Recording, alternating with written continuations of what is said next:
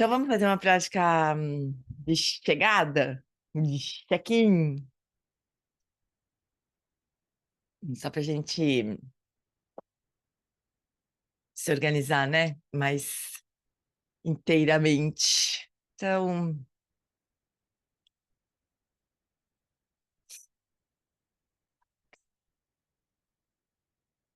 a gente pode começar se dando conta de onde a gente está, dos sons ao nosso redor, temperatura do ambiente.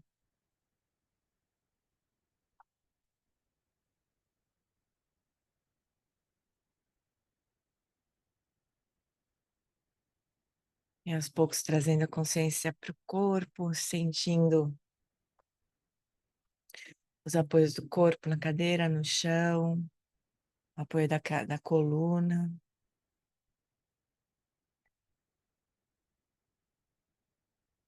Traz para o coração uma motivação que seja significativa para você. A gente está estudando um texto de sabedoria, né? Um texto que tem a intenção de produzir insights de compreensão sobre a natureza da nossa experiência. A gente pode trazer essa motivação e a gente pode também trazer uma sensação de amorosidade, onde a gente possa se acalmar e se sentir bem, se sentir confortáveis, felizes por nós termos esse tempo para refletir sobre o Dharma, para se encontrar com a sabedoria da Lama Elizabeth.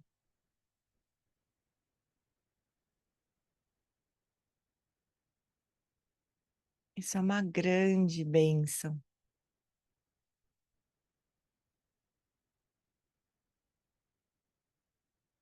Que a gente possa fazer o melhor uso desse tempo e que a gente possa se abrir mesmo, abrir verdadeiramente o coração para essa investigação que a Lama nos propõe, para acessar essa sabedoria que ela explora.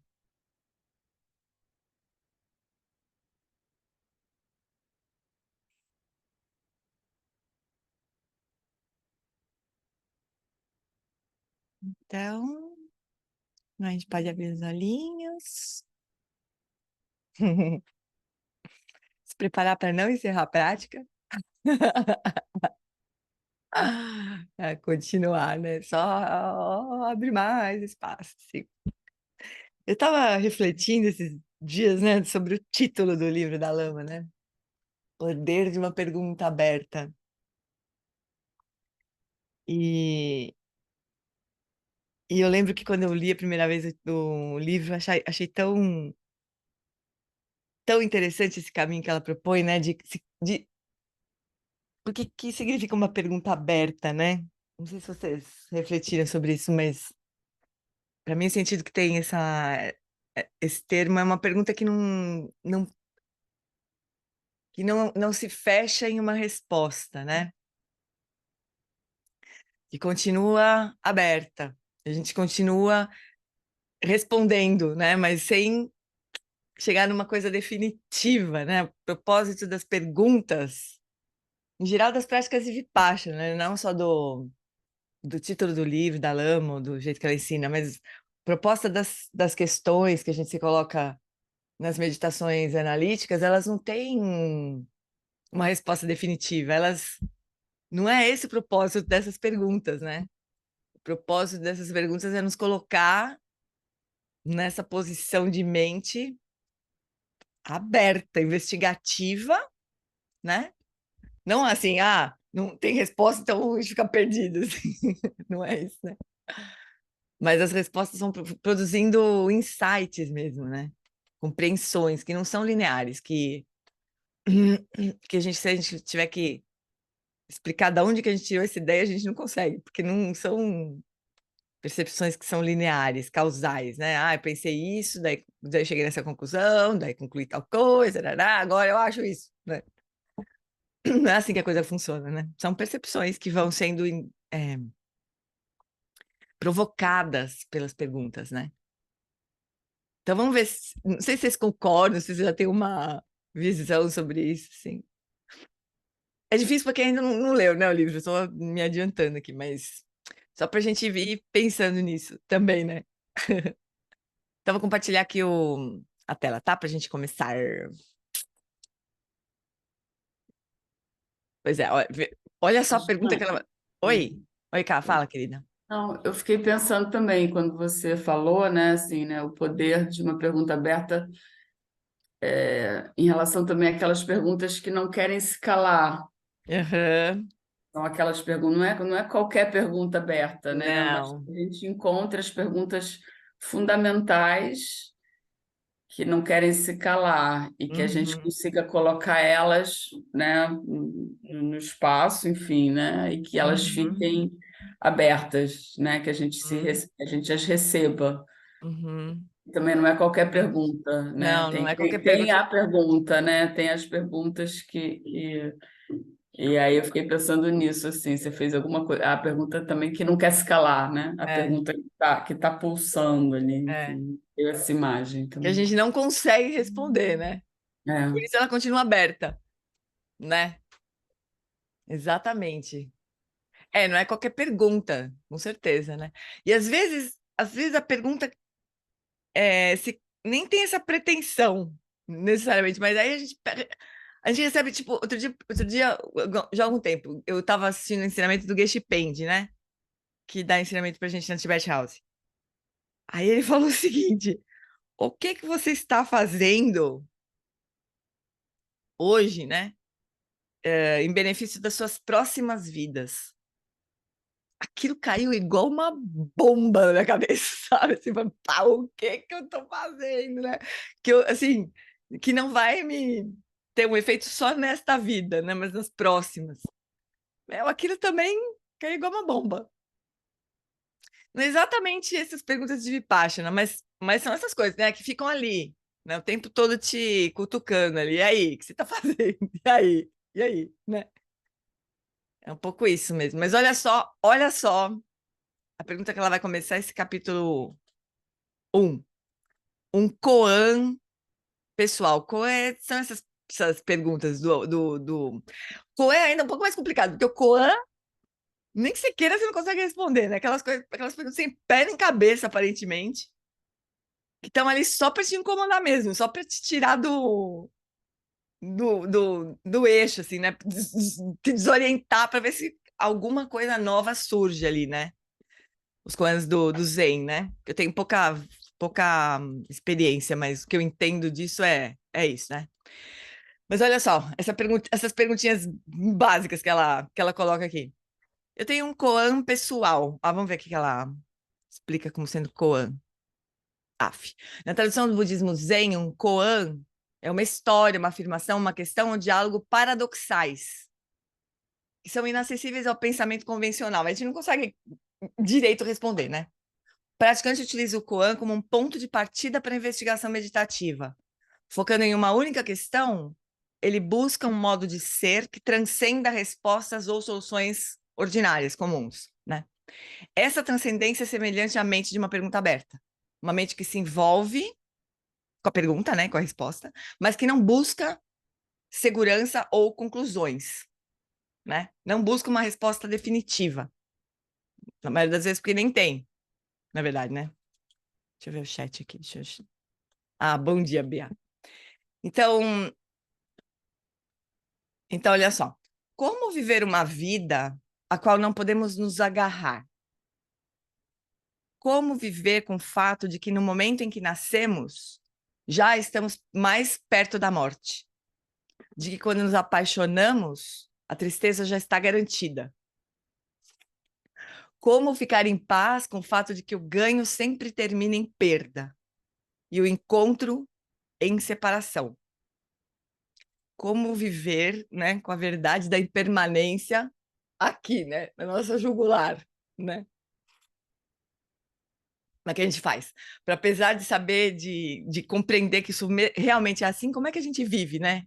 Entre uma coisa e outra, assim, entre o ganho e a perda, entre o encontro e a separação, como é que a gente vive, né? Faz conta que não vai acontecer nunca, como é que a gente faz? Não sei se minha pergunta encontrará uma resposta algum dia, mas a vejo como uma indagação a partir da qual viver. Sempre tive a sensação de que se você tem uma pergunta genuína, você deveria explorá-la. Tudo que você tem a fazer é continuar perguntando e prestando atenção, né? Você se coloca a pergunta e continua atento àquilo. Como é que eu faço isso, né? Pode ser que muitas respostas surjam, né? Eu me sinto sortuda.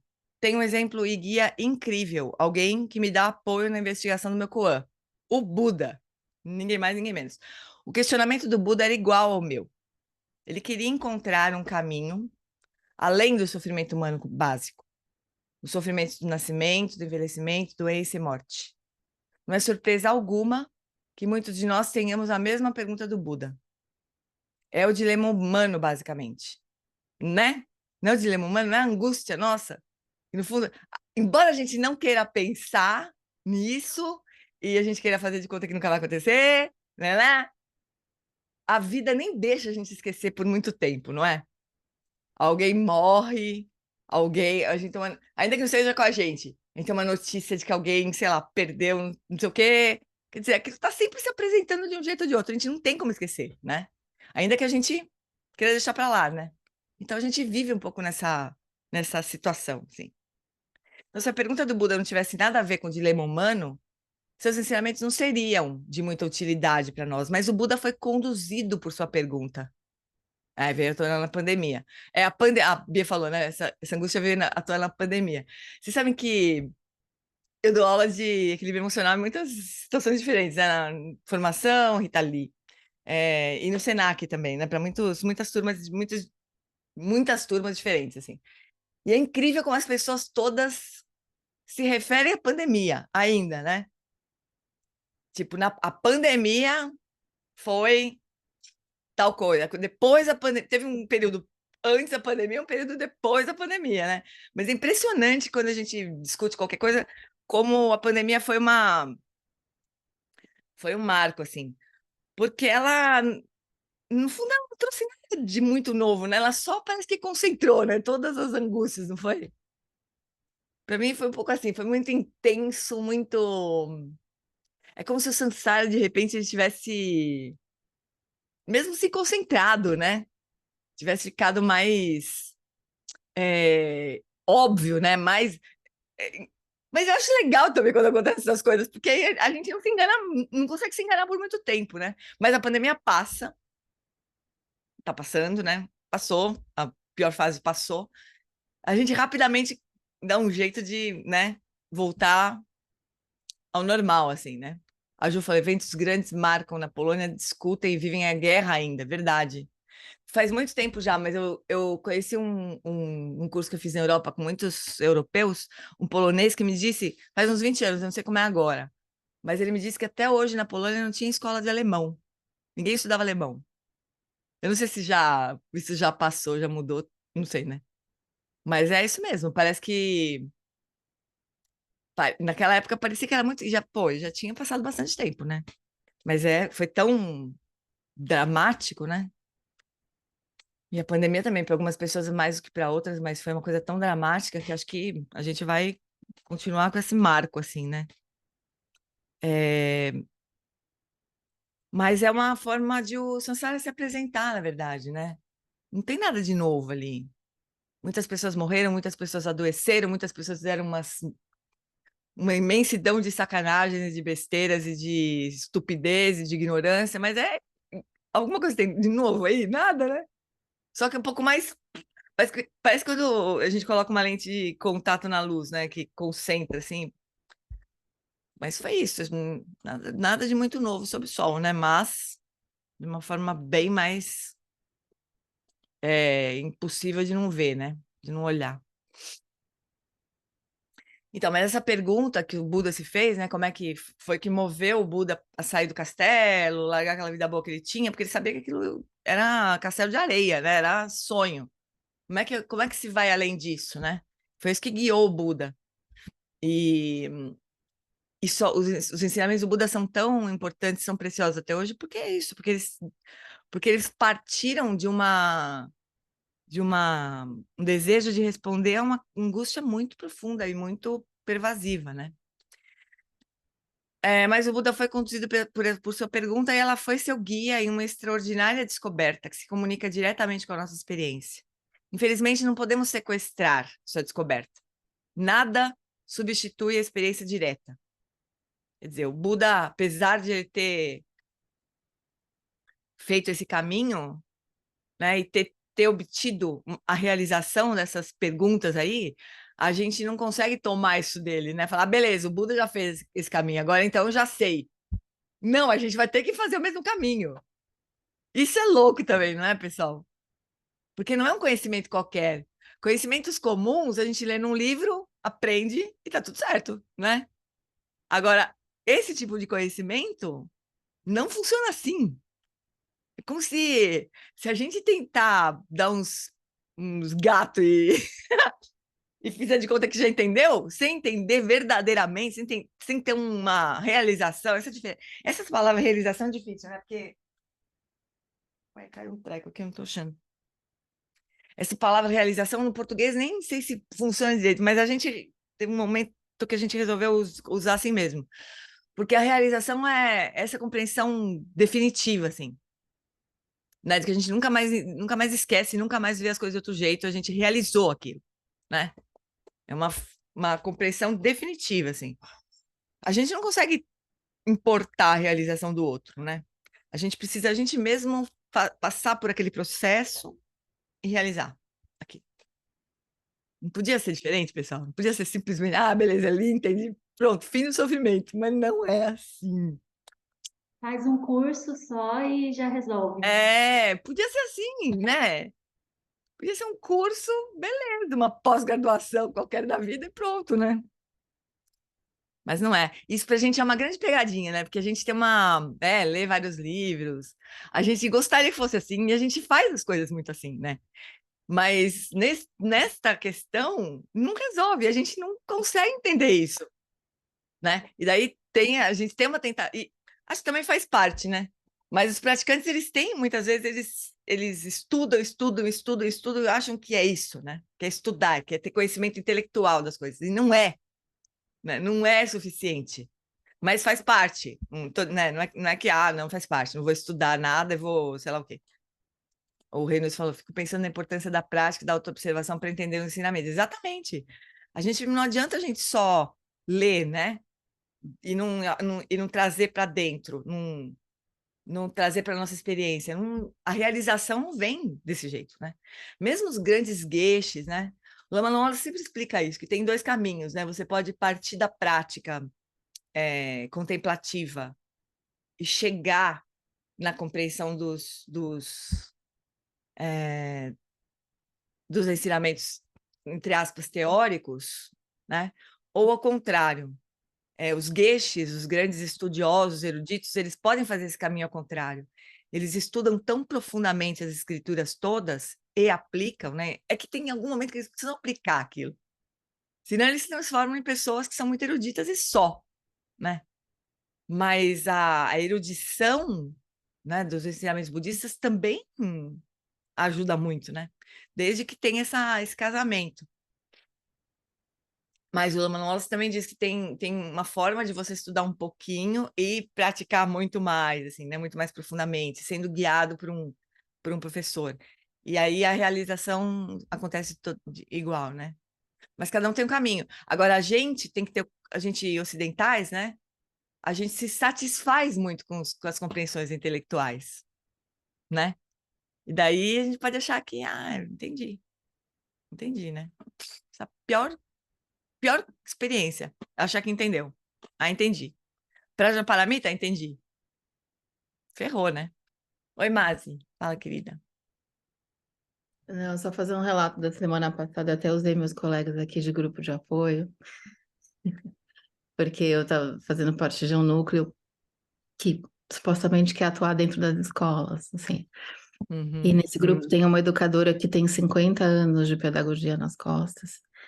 E ela tá brigando comigo porque ela não quer colocar a palavra bem-estar Hum, no nosso, que seria o nosso discurso, assim. Porque ela acha que o bem-estar é uma palavra que está dentro de um contexto Shopping Guatemi, barra spa, barra Ana Maria Braga, sei lá. é, E aí eu fiquei, depois de tanta discussão, eu falei assim, gente, experiência direta é uma coisa que é insubstituível, é, sabe? Assim, porque não necessariamente uma pedagoga de 50 anos atingiu o bem-estar próprio. Sabe o que que é espaço interno, sabe o que que é uma maior clareza, uma maior vivacidade de mente, assim. Então, uma hora, sabe quando eu desencanei? é. É que também a Você gente larga um não. pouco, assim, A sabe? gente, Porque... é. É que também a gente tem uma questão, né, Masi, que também, justo por a gente não ter essa cultura, isso não ser cultural, né? Não fazer Uhum, parte da nossa cultura, essa uhum, experiência de bem-estar a qual você se refere, uhum. a gente não tem uma palavra para isso. E daí a gente tem que usar palavras que são comuns, né? Tipo Exato. bem-estar, né? É, Mas existem outras palavras na cultura bem viver, eu fiquei, mas aí vamos pensar em outro termo, vamos é, trazer outras questões, vamos pensar sobre por que que a gente está com tanto medo de falar bem-estar, por que tanto cinismo? Então a gente não coloca no PDF, mas a gente aqui, nós, grupo, a gente pode trabalhar isso, assim, sabe? E muito interessante, assim. é. Mas pensa nisso também, mas é que a gente realmente tem uma limitação do idioma, né? Total. Da linguagem, Uhum. pelo fato de não sermos uma cultura contemplativa, né? Sim. Então, a palavra açúcar, que significa esse bem-estar, Uhum. ele não é. Deve ter uma outra palavra em tibetano que é bem-estar comum, mas a palavra Uhum. açúcar tem um significado muito profundo e muito rico. Mas a gente não tem essa palavra. Tem a tradução, né? Tem que ter uma explicação da palavra, é um bem-estar, É tipo que vem de uma saudade, né? mente, tipo É. saudade, que não tem outros idiomas, que a gente, né, sofre para explicar. Mas É. é um bem-estar que vem de uma mente que está em paz, que está livre de aflições, e Uhum. é dureza. Felicidade Beleza. genuína, né? Como é que a gente... Putz, E felicidade genuína complicado. também é complicado, porque a gente fala em Opa. felicidade genuína, a gente não está se referindo a uma felicidade hedônica perfeita. Não é Uhum. isso. É uma felicidade que está além da felicidade hedônica, né? Mas, puta, a gente tem que explicar isso. Não dá pra... A gente não tem uma palavra que entrega o significado. Dureza mesmo. É. A Ivone fala assim, mas quem acha que entendeu, quando eu falei, né, que a gente entendeu, entendeu para mim, sei lá. Quem acha Hum. que entendeu é confrontado com os fatos da realidade quando algo significativo desmorona. Se não temos a realização da impermanência, e não temos, nos damos conta que o entendimento é meramente intelectual. Pois é, verdade. A gente de tombo em tombo vai percebendo que não entendia, né? Que entendeu, mas não realizou, né? Tem uma diferença entre essas duas coisas, né? Do entendimento para a realização, precisa ter experiência e precisa ter confiança. Aí vem a realização, né? Mas a gente confunde as duas coisas. Aí a gente se satisfaz com o entendi, né? E não vai além. Até que vem a vida e puf, dá um tapão no meio da nossa fuça. E a gente fala, ai, putz, acho que eu não tinha entendido, né? E aí a gente fica até frustrado. Poxa, mas eu pratico há tanto tempo, né? Como é que eu fui cair nessa, né? A gente cai mesmo, igual pato. Até porque a coisa vai se sofisticando também, né? Tem isso. Não é que a gente não entende nada, a gente entende numa determinada camada, assim, né? Só que a vida vai e dá uma porrada um pouco mais funda, né? E naquela camada a gente ainda não tinha entendido, né? Mas é isso, a gente está nesse reino humano, isso que a Ivone falou é muito importante, porque assim, a gente está justamente nessa experiência de reino humano, que as coisas não estão nem muito bem, nem muito mal, né? Na maior parte do tempo, pelo menos, né? Então a gente toma uma porrada e se levanta, toma outra porrada e se levanta. E nessa a gente tem condição, a gente tem, né, essa oportunidade de realmente realizar, né? Porque se a gente tivesse tudo maravilhoso, a gente não teria essas oportunidades, a gente fala assim, acho que eu entendi mesmo, porque afinal de contas estou super bem aqui, nada me perturba, porque não tem nada para perturbar, por isso que não perturba, né? Porque quando tiver uma coisa que perturbe, perturba, né? Mas também a gente não está tão mal ao ponto de não querer nem ter tempo de ouvir falar sobre essas coisas, né? Mas é isso, estamos na condição perfeita, né, para estudar o Dharma, para realizar o Dharma. Essa condição de tudo meio mais ou menos por enquanto, né? É engraçado, porque é justamente a nossa angústia, né, que a Lama está falando aqui, mas é justamente a condição melhor para a gente poder, de fato, praticar o Dharma, né? E realizar o Dharma. Ô, Gê, essa a palavra entendi é o oposto da pergunta aberta, né? É o oposto da pergunta aberta. Exatamente. O Lama Santa, ele falava assim, eu não sei o que eu acho pior. Quando um aluno vem para mim e fala assim, Lama, eu estou perdido. Ou quando o aluno vem para mim e fala, Lama, eu me encontrei. Porque, né, quando a gente acha que se encontrou, agora, né? Pronto, a gente construiu uma bela de uma prisão. A gente vai ficar lá muito tempo se gabando da prisão que a gente construiu novinha em folha, né? Pintada de dourado por dentro, sei lá. Aí quando a gente está perdido, a gente está, teoricamente também, né? No meio de uma pergunta aberta, né? A gente não fechou, não tá nem sabendo por onde começar, né? Mava, vou baixar tua mãozinha. Ah, não consigo. Vou baixar a mão. Boa. É isso mesmo, é o contrário da pergunta aberta. Mas também a pergunta aberta, ela não é... É assim, tem uma coisa, a pergunta aberta a gente se envolve com a pergunta, né? E não consegue chegar numa resposta definitiva, mas vivencia aquela pergunta. É diferente de uma pergunta que fala, puta, não entendi, não sei. O que é? Como é que a gente lida com a impermanência? Ah, não sei. Que se dane. Isso não é uma pergunta aberta, isso é uma pergunta morta, né? Ele matou a pergunta, fechou a resposta. Não sei. Não sei é uma pergunta que pode ser definitiva, né? E pode não ser, porque a estratégia da Rosh Joanne Fax, por exemplo, é fazer a gente muitas vezes responder não sei, para poder manter a abertura. É uma estratégia, né? Que ela ensina quando ela ensina o Grace, o C do Grace, que é considere o que vai servir, ela faz a gente responder muitas vezes não sei. O que vai ser melhor nesse caso? Não sei. Não sei. Porque isso faz você olhar de novo. Eu não sei, mas eu não vou deixar de procurar. Eu não sei, mas eu continuo olhando. O que será que vai ser melhor? Não sei, mas eu estou olhando. Não sei, mas estou olhando. Quer dizer, o não sei pode manter a pergunta aberta. Ou pode encerrar o caso também, né? Que não é o que a gente está querendo, né? Infelizmente, não podemos sequestrar a descoberta do Buda, né? Nada substitui a experiência direta. Os koans são assunto pessoal. Cada um vai ter que se virar com o koan, né? Com a pergunta aberta. Ninguém além de nós pode experimentar nossa própria mente ou responder a nossas próprias perguntas. Ainda assim, a maneira como o Buda viveu e as perguntas que ele se fez podem nos inspirar e guiar em direção à sabedoria. Uma das coisas mais estimulantes do despertar do Buda foi a maneira pela qual ele o alcançou, a maneira como o Buda fez a sua pergunta. O problema é que, assim, todas as respostas que a nossa mente conceitual descobrir não são a resposta última. Né? Tem isso também. Nossa mente conceitual, ela é uma mente que não é a mente do Buda, não é uma mente realizada, né? É uma mente iluminada. Então, todas as respostas que a mente conceitual conseguir produzir, elas são provisórias, elas não são definitivas, né? Não tem uma resposta definitiva dentro do reino dos conceitos. É ainda mais difícil. Na verdade, as perguntas do Buda, o propósito final é dar um nó na mente conceitual. Até a mente conceitual via nocaute 10, 9, 8, iluminação. A mente não se levantar de novo, né? Se a gente nocautear a mente conceitual definitivamente.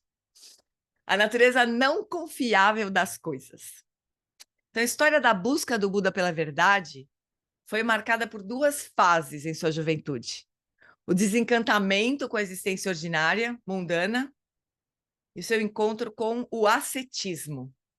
Ele desistiu do castelo e encontrou um monte de yogis com as mais variadas experiências. Né? O Buda nasceu na Índia como filho de um rei. Enquanto ainda era criança, um velho sábio visitou o castelo. E ele profetizou que ou o príncipe se tornaria um grande regente, ou renunciaria à vida mundana em busca de liberação, que atingiria a essência do sofrimento humano. Quando o príncipe amadureceu, ele de fato fez profundas perguntas sobre a vida e o sofrimento da condição humana. Ele tinha propensão natural à verdade, né? A busca pela verdade. A vida arrebenta a construção das nossas ideias. A Tainá falou que citando a Lama Elizabeth. É, que a Ivone falou, né?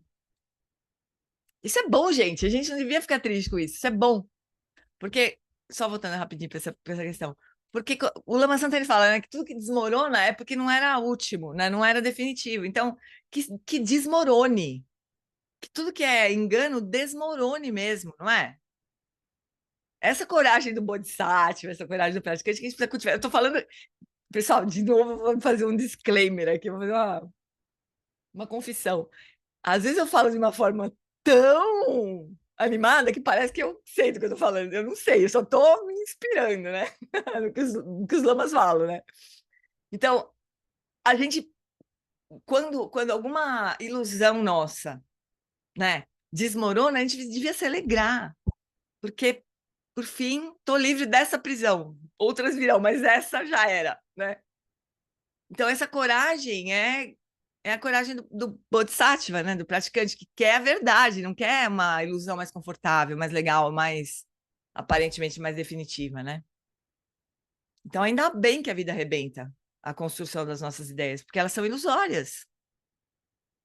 Mas não é fácil, né? Tem uma dor aí no meio desses desmoronamentos aí.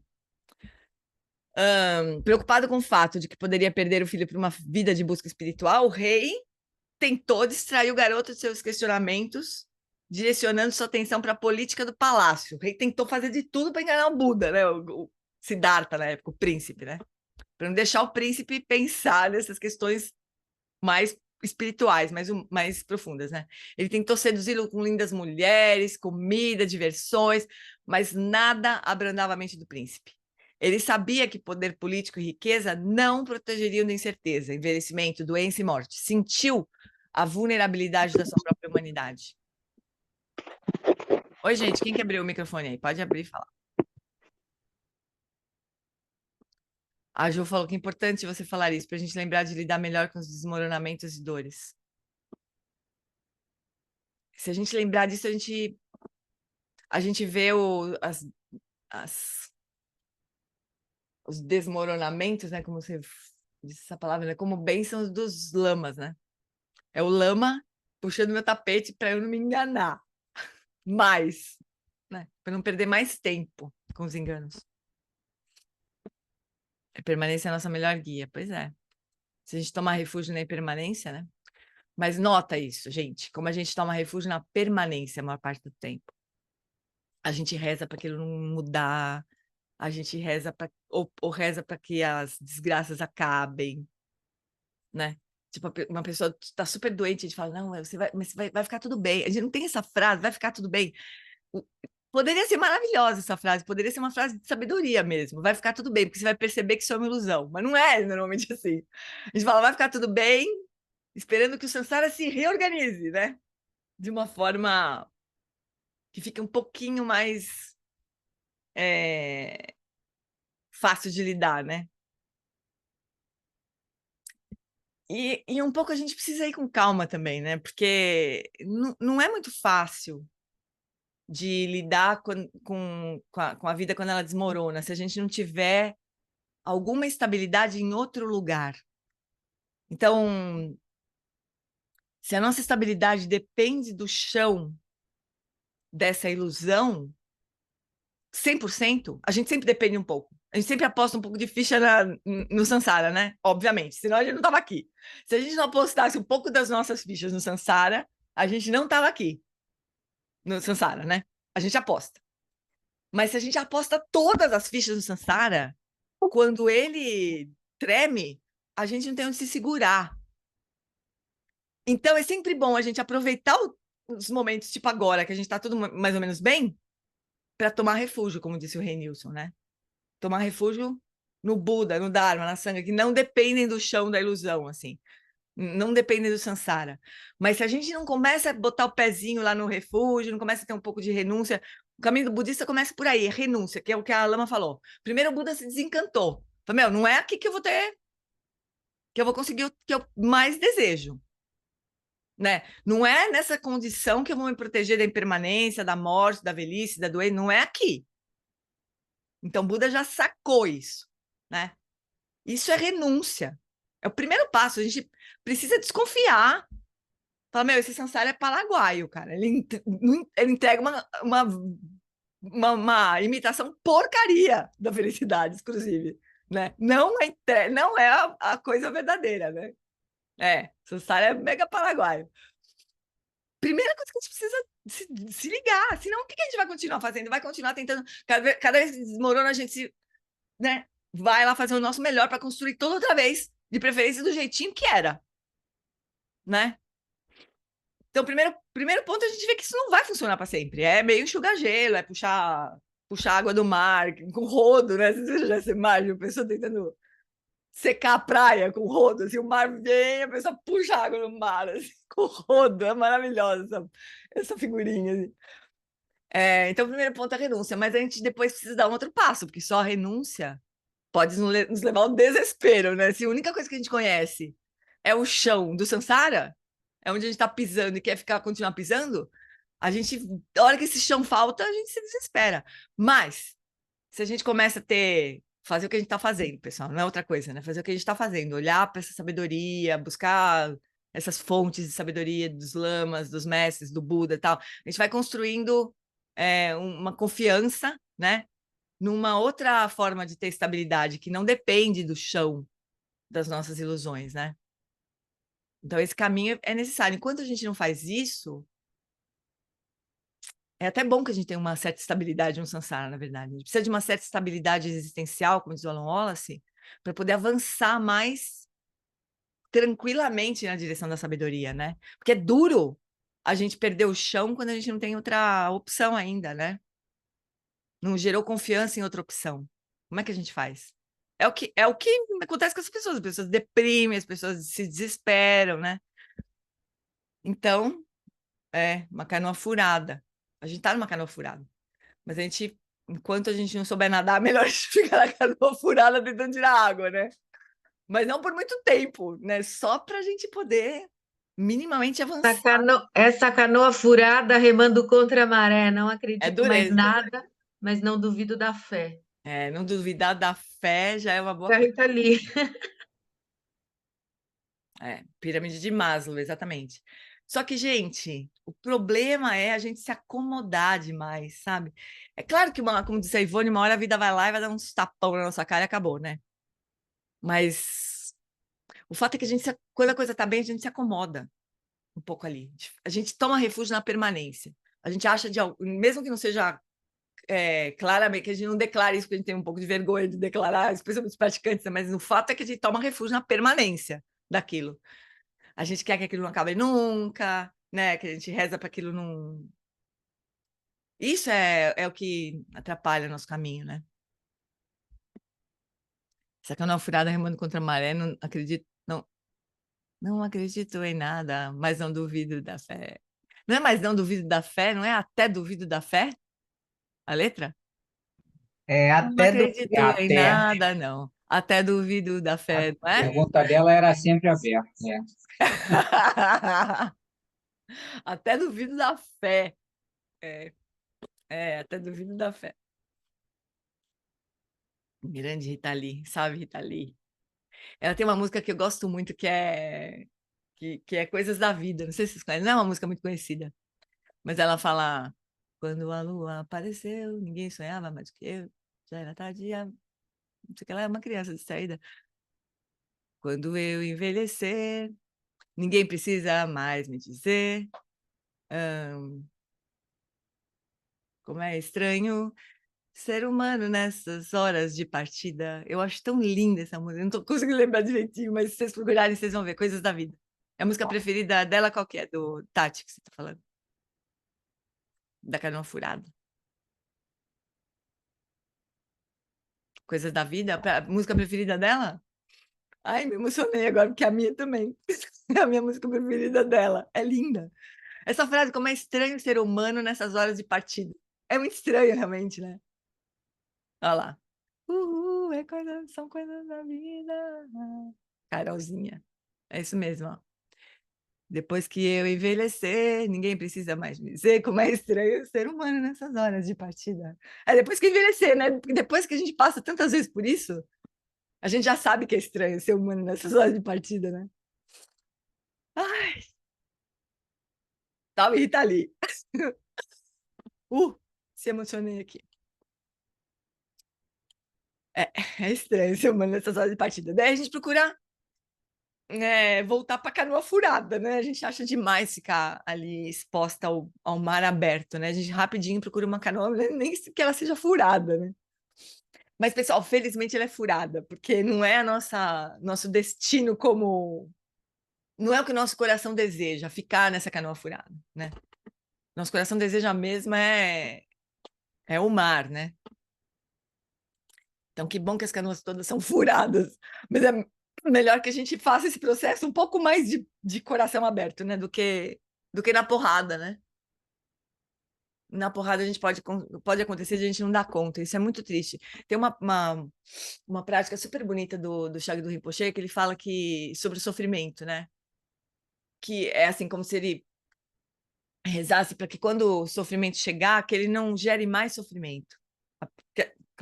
Quando o sofrimento chegar, que a gente não se perca demais e acabe gerando mais sofrimento, porque isso pode acontecer, né? Se a gente não tiver essa estabilidade, essa confiança, se a gente não tiver refúgio, vamos começar a falar as palavras certas, né? Se a gente não tiver refúgio em algo que transcende o samsara, é capaz de a gente se desesperar tanto quando o sofrimento chegar, que a gente vai acabar gerando mais sofrimento, a gente vai conseguir tirar a cabeça para fora do sofrimento, né? Então, essa é uma prece que ele faz. Que meio sofrimento, eu vou mandar para vocês. É linda de morrer. Mas é isso, que não é o sofrimento, só para dizer o seguinte, o sofrimento em si não é suficiente para tirar a gente do samsara, né? A gente pode ter essa ideia assim, o propósito do sofrimento é nos despertar. Não é natural, assim, não é o curso natural. Sofre, sofre, sofre, e aí uma hora se livra do sofrimento. Não é o curso natural, precisa da sabedoria. Se não tiver sabedoria, a gente sofre, sofre, sofre e continua sofrendo indefinidamente. Isso é o sangue do samsara. Então, a gente precisa trazer sabedoria. Só sofrer não é suficiente, não. Não purifica necessariamente, né? Não traz sabedoria necessariamente. A gente precisa ter essa intenção, a gente precisa ter esse refúgio, realmente, né? Eu vou mandar essa prece do Shagdu sobre o sofrimento. Então, essa situação que a gente está, o sofrimento, ele nos ajuda. A gente deveria dar boas-vindas ao sofrimento, porque ele vai nos tirar das canoas furadas, né? Mas ele por si só não resolve a parada. Ai, ai, essas coisas são tão comoventes, né? Então é isso. O Buda, ele tinha como é que é? Essa atração, né? A parada dele era realmente buscar a verdade, né? Nada abrandava a mente do príncipe. Ele sabia que poder político, riqueza não protegeriam de incerteza, envelhecimento, doença, morte, né? Quando ele viu isso acontecendo fora do castelo, a pergunta dele foi assim: não, mas peraí, o meu pai que é o rei todo-poderoso, né? Ele vai morrer também? Ele vai ficar doente também? Quando ele viu que sim, falou: bom, então vamos combinar, né? Não vai ser o poder, o dinheiro e tudo mais que vão proteger a gente, né? O que afinal de contas protege? Ele sentiu a vulnerabilidade da sua própria humanidade. Ele mesmo ia passar por aquilo, né? Sentiu a vulnerabilidade da condição humana, a mesma fragilidade que todos nós sentimos. Mas em vez de fugir disso, em vez de tentar criar uma falsa aparência de segurança, ficar naquele castelo, cercado por todas as maravilhas que ele vivia, né? Ele penetrou ainda mais fundo. As seduções do palácio não o envolveram. Ele renunciou. Eu tenho um livro que é o Mindful Compassion, eu acho, de Paul Gilbert. Não é Paul Gilbert. Acho que é Paul Gilbert. ele conta a história do Buda como se fosse a nossa história, assim, sabe? Como se fosse a história do praticante mesmo, né? É claro que a gente não vive num palácio, pelo menos eu não vivo num palácio, né? Não sou filha de rei, nada disso, mas da mesma forma que o príncipe, né? Guardadas as devidas proporções, todos nós aqui, em algum momento, vamos precisar ou vamos renunciar ao nosso castelo, né? Seja ele qual for, assim. A nossa experiência de estabilidade no Sansara, que era isso que o castelo na vida do Buda representava. E é interessante porque muitas histórias são assim. A história de Padmasambhava também é assim. Ele foi adotado por um grande rei, tinha tudo que podia ter, né? Então parece que ter essa experiência de se iludir completamente com o Sansara e de ser completamente seduzido pelo Sansara, parece que faz parte realmente do despertar, né? Tem uma hora que aquilo você tem, e ainda que você tenha, você não está protegido da morte, dos sofrimentos da condição humana. Mas você tem, né? E o fato de ter não é necessariamente ter um palácio filho do reino, mas você tem uma confiança de que aquilo te protege, né? Que aquilo é o máximo que você pode fazer para se proteger. Está na história de muitos grandes mestres. A gente precisa ver como é que isso é na nossa vida, né? Qual é o castelo que a gente tem na nossa vida hoje, que a gente acha que vai proteger a gente da morte, do envelhecimento, da doença, né? Do sofrimento, enfim. Yeah. Oi, Henrique. Eu tô aqui querendo falar. Espera aí que tá com a AirPod aqui, que o Márcio tá com. O microfone da Márcia está aberto. É, eu estava vendo essa semana um fato que eu nunca vi ninguém comentar, que eu estava vendo uma palestra do Gabor Maté, e ele fala uma coisa bem interessante. A gente sempre tem contado essa história do Buda como se ele vivesse sem contato com o sofrimento, né? Até a idade adulta, mas ele coloca uma coisa muito interessante. O Buda, ele perdeu a mãe ao nascer. É, Ele teve um sofrimento fundamental, né? é, Um trauma que pode ser é mesmo. uma explicação dessa necessidade interna dele do contato com a morte, Isso é com a simbólico também, né, necessidade dele Henrique? buscar isso, né? É, mas ó, isso é muito simbólico também, né? Muito bom mesmo, muito bem apontado. Eu tenho a impressão que o Paul Gilbert fala disso também. Qual é o simbolismo de o Buda ter perdido a mãe dele, né? Muito bebezinho, assim. Quer dizer, aquilo fica aquela dor, assim, né? Como se aquilo tivesse, apesar de todos os esforços do rei de proteger o Siddhartha, de todo o luxo, né? É o poder do trauma, né? Como é que chama essa palestra do Gabor Maté? Sabedoria do trauma. Sabedoria do trauma. Ele é incrível, esse cara, né? Eu não sei bem de que fontes que ele bebe, assim, mas eu não sei se ele é budista mesmo, assim, mas eu achei ele incrível, acho que tem muita sabedoria mesmo nas coisas que ele diz, né? Não, ele não é tibetano. Ele não é tibetano, não. Gabor Maté, acho que ele é europeu de algum lugar, assim, não lembro de onde. É húngaro. Húngaro. Ah, o budismo. Entendi, Lu. Entendi. Ele é budista tibetano do Gabor Maté, é isso? Húngaro judeu, né? É, né? Ah, verdade, ele conta essa história, né, dele também. Ele foi criança na guerra. Pois é, né? Então, todos esses são simbolismos, né? A perda da mãe, quer dizer, daquela conexão completamente segura, né? Com a mãe. Como é que é perder isso? O Eric fala um negócio tão bonito, ele fala que o espaço, né, que a gente poderia, a nossa prática de avançar no caminho do despertar, é a gente ir confiando cada vez mais de que nós somos o próprio espaço, né? Mais do que qualquer coisa que atravesse o espaço. Então, voltar para a conexão com o espaço, ele fala que é voltar à conexão com a grande mãe, né? E que a gente perde, né? A gente não tem essa conexão com o espaço, com o mar, com as perguntas abertas. A gente não tem conexão com isso. A gente se sente inseguro nessa situação. Mas ele fala assim, ele conta uma coisa super bonitinha, que a esposa dele, a Tara, né? Ela tem uma netinha, então não é neta dele, é neta da Tara. Mas ele presenciou uma situação de a menininha sentada no colo da mãe, bem pequenininha, né? Bebezinha, assim, olhando para frente e chorando muito, assim, desesperada, porque ela não estava vendo a mãe, mas ela estava sentada no colo da mãe, né? Mas não estava vendo a mãe. Aí a mãe faz assim para ela, assim, aí ela vem e fica feliz. Aí ela, que bom, tô agora da mamãe, né? Mas o Eric fala isso, a gente é meio que nessa criancinha, assim, a gente fica chorando, desesperado porque falta alguma coisa, mas a gente tá sentado no colo da nossa mãe o tempo todo. A gente só não toca disso, né? É tão bonito, né? Mas então, perder a conexão com essa mãe, né? Que efeito que isso tem na nossa vida, né? É isso que fica faltando para sempre. Fica faltando para sempre, se a gente bobear, né? Essa conexão com a grande mãe, né? E talvez a história estamos aqui interpretando, né? Mas talvez a história do Buda também tenha esse simbolismo, né? Por que será que ele perdeu a mãe? Quer dizer, não é? Por que será?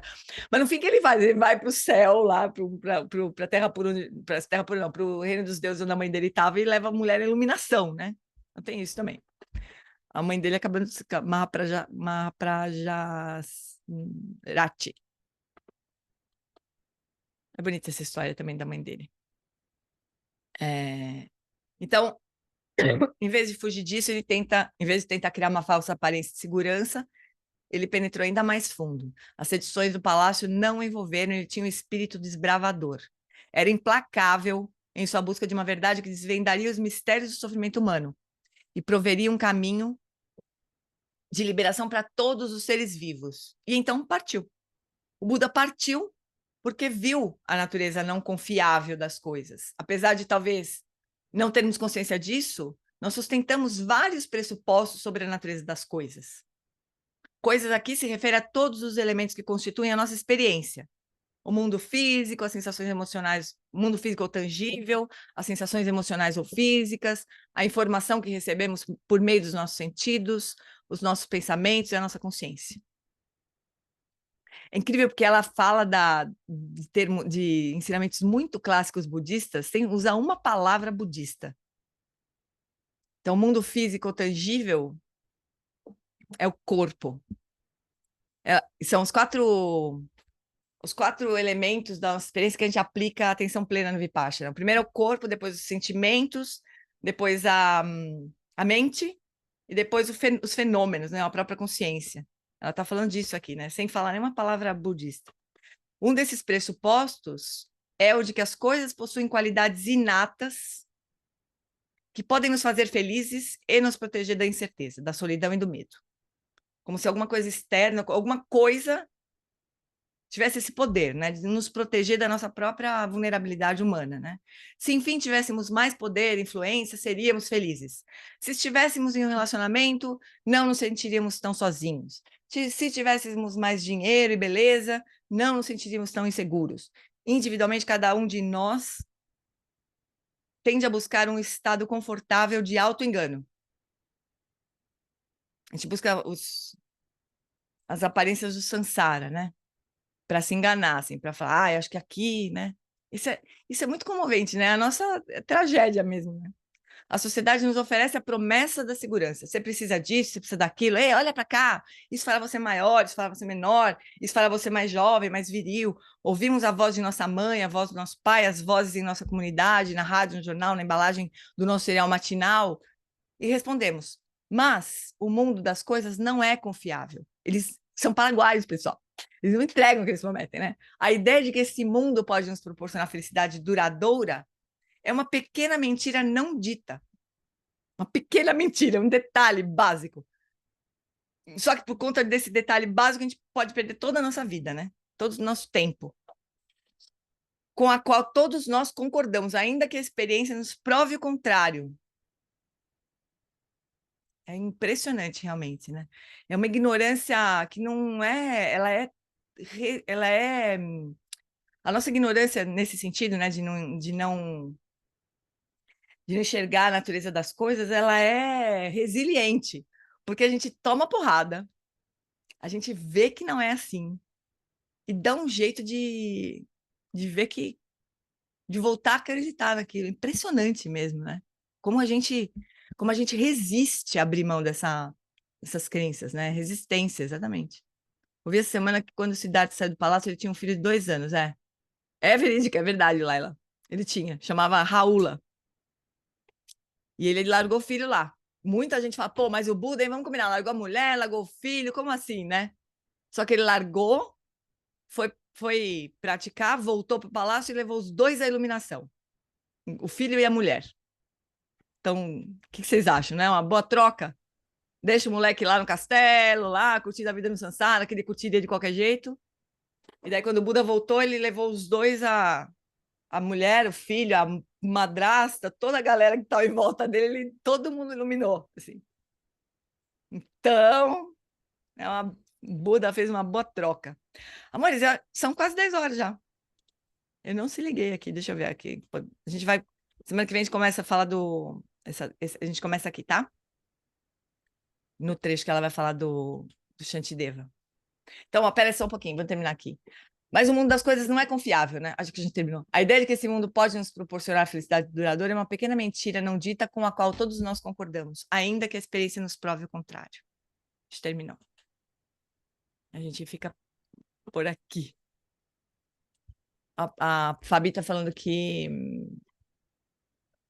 é lindo esse livro, desse tamanho assim, mas é lindo de morrer, do Thich Nhat Hanh sobre a história do Buda. Olha lá. Fica mostrando aí, ó. Esse livro aqui, ó. Velho Caminho, Nuvens Brancas. Eu lembro da Paty uma vez, ela me obrigou a comprar esse livro. Falou, Gê, esse livro é lindo, você precisa ler. É E é maravilhoso. desse tamanho, assim, né? É maravilhoso. Escreve num nível de detalhe que você se sente caminhando junto com ele na vida dele. É lindo demais, eu De recomendo. uma forma super poética, né? Maravilhoso. Mostra a capa do livro de novo. Peraí. Tá, Velho Velho Caminho, Caminho, Nuvens Nuvens Brancas. Thich Nhat Hanh. É. Thich Nhat Hanh. Tá, joia, obrigada. É muito lindo. Eu já li 2 vezes esse livro, é fantástico. Putz, eu vira e mexe, eu volto para ele, assim. Também nem sei quantas vezes completas eu li. É lindo de morrer. Então tá, fofurinhas, vamos dedicar os méritos da nossa prática? De novo, Ivone. Nuvens brancas. Ó, a Carol colocou aqui.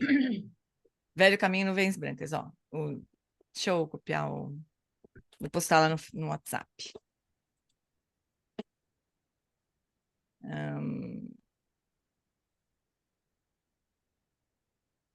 Um pouquinho. Poder.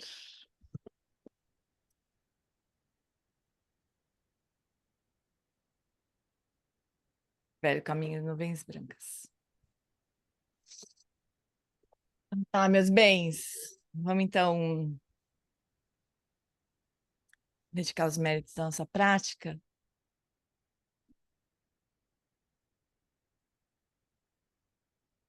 Cada um pode dedicar para o que fizer mais sentido, incluindo todos os seres sempre, né? Que a gente possa desenvolver a renúncia e o refúgio. Que a gente possa desmascarar esse samsara de uma vez por todas. Encontrar um caminho verdadeiro, né? Que todos nós possamos fazer isso rapidamente.